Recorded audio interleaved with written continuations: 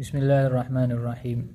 شیطان مونږ ته د ښې اړخ نه راځي او د نیکۍ په لاره باندې زمونږ د ګمراه کولو کوشش کوي. نو په هغې کې یوه طریقه د شیطان دا هم ده چې د انسان ته دا چل وښي چې د نیکو او د شرعي احکاماتو په منځ کې د یو بل سره مقابله شروع کړي، او دا ډېر خطرناک عادت دی. په دې کې بیا بعضې خلک به تاسو داسې نه چې هغه وایي یاره زه مونځ کوم دغه زما دپاره کافي ده، نورو نیکو ته مې ضرورت نشته.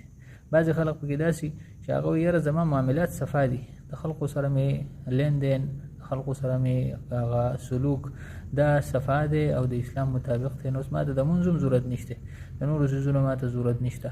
دغه شان بعضې خلک پکې یو بیخي موهومه دعوه کوي او هغه دا وایي چې وایي زما زړه صفا دی نو ما ته د نیکو کولو ضرورت نه، بس دغه یوه نیکي زما دپاره د هر څه نه اوچته ده او دغه زما دپاره پوره ده او نور څه ته زما ضرورت نشته. بعضې پکې ډېر زیات ګمراهاني، نو هغه بیا د الله د احکاماتو د یو بل سره تقابل شروع کړي.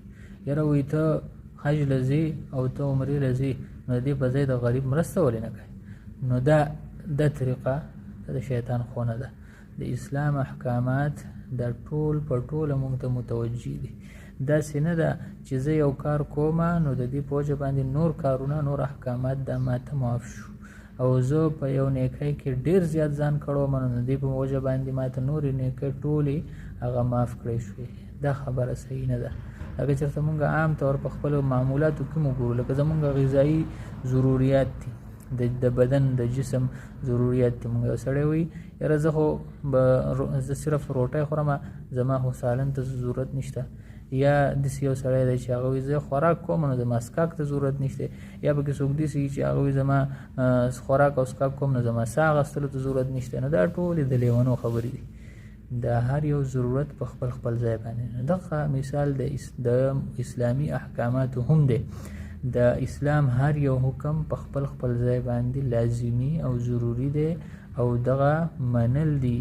د یو حکم په وجه باندې، د یو حکم باندې د عمل کولو په وجه باندې، په یو حکم پسې ډېر د لګېدو په وجه باندې نور حکمونه دا زموږ نه وروستو کېږي نه، نور حکمونه موږ ته معاف کېږي نه.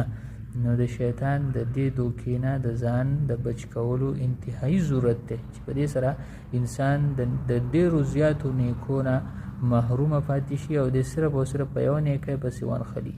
الله دې مونږ د شیطان د دوکو نه محفوظ وساتي.